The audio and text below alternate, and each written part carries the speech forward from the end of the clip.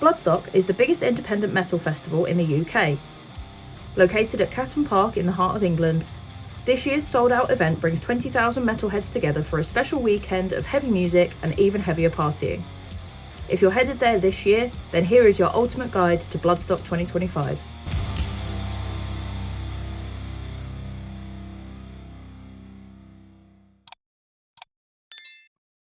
Bloodstock Festival takes place over 5 days across the first full weekend in August, starting on Wednesday the 7th and finishing on Monday the 12th. The music takes place across all stages on Friday, Saturday and Sunday, with the bands featured on Thursday on the second stage only. The festival is held at Catton Park in Derbyshire, directly between the cities of Birmingham and Derby, more specifically directly between the towns of Lichfield and Burton-on-Trent, just off of the A38. If you're planning on driving and you're coming from the west, you'll want to head for the A38. If you're coming from the east, you'll want to head for the A444. And then from here, from either direction, you'll want to follow the signs for Watton-on-Trent. Program your sat-nav to DE128LN or use the what 3 words october.mammoths.pushing. However, the festival has warned that when you get close, you'll see yellow traffic signs directing you to the festival. From here, you'll want to follow those signs and not your sat-nav. There are 2 separate drop-off points depending on when you arrive. For anyone being dropped off on the Wednesday or picked up again on the Monday,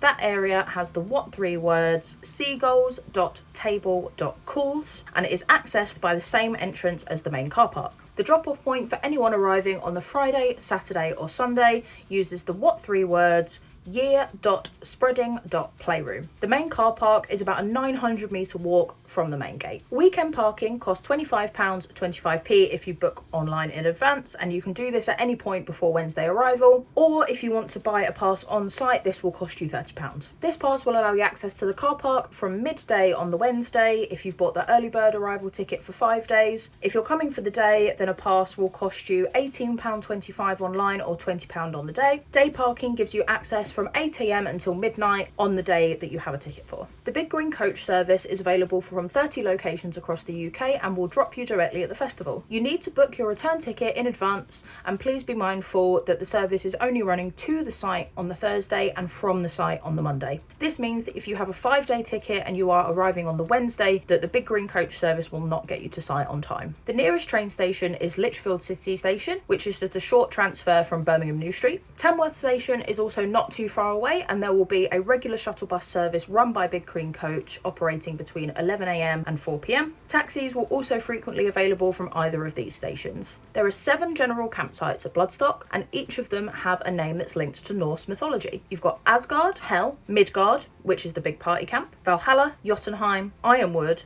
and Ragnarok, which is ironically the quiet zone. There is a noise curfew at midnight in this campsite, and anyone disrupting that curfew will be ejected immediately. This year, they've also introduced a brand new quiet campsite called Kur, which requires a specific ticket to enter. This is the furthest camp away from the arena and will also have its own dedicated parking. The midnight curfew is also enforceable here as well. For those that require access camping, we have Niflheim, Vanaheim for the camper vanners, and the Serpent's Lair for VIP. Each of these campsites has a block of toilets and water points to refill containers with. Most have food vendors that will be open until the early hours, but if you are wanting to cook anything yourself, the festival asks that all barbecues be operated within each campsite specific barbecue area. If you want to shower, these are located in Midgard, but please bear in mind that there are often really long queues, so get down early if you don't want to wait too long. Showers are open from 7 AM until 7 PM on Friday, Saturday and Sunday and costs £4. For your money, you get your own private cubicle with a mirror.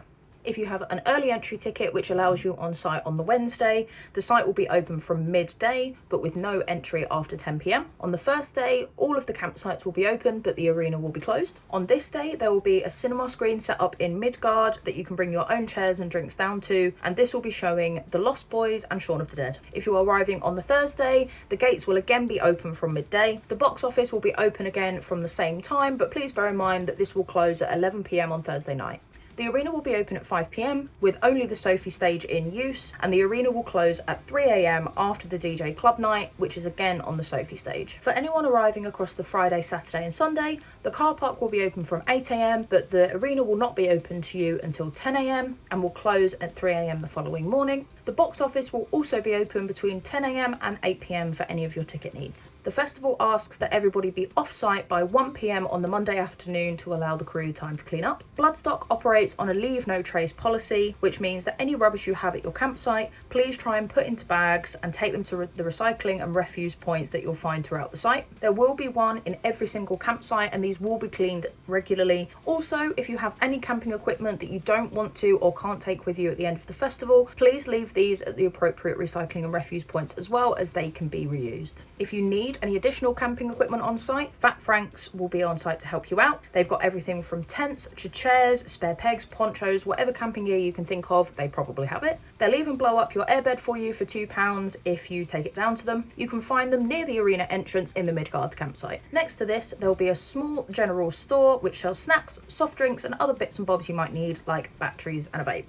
The arena has 4 stages. The main stage, the Ronnie James Dio stage, is the only outdoor stage. After some safety issues last year, the festival have decided that the area in front of the main stage, highlighted in blue on the map, will be a designated chair-free zone. There will be safe viewing zones on either side of the sound tower if you need to sit down, but camping chairs will not be allowed anywhere in the blue highlighted zone. However, attendees with access needs are permitted to bring chairs with them into the designated areas at each stage. The second stage is the Sophie Lancaster stage, in a big top tent on the left as you enter the arena. You've got the New Blood stage at the far end of the arena, which is where you'll find the best up and coming unsigned bands, including the winners of this year's Metal to the Masses competition. If you want to hear more about those bands, head to the Metal to the Masses social media, who have been announcing all the winners. And finally, the EMP stage, which is in a tiny canopy area near the main stage for even more smaller bands. If you want to try and meet some of your favourite bands that are playing over the weekend, then head to the signing tent on the right hand side of the main stage. At the time of recording this, there's been no official confirmation of who's going to be there and when, but keep your peepers on the official Bloodstock social media for an announcement. It's best to check this out early in the day so that you give yourself enough time to queue beforehand.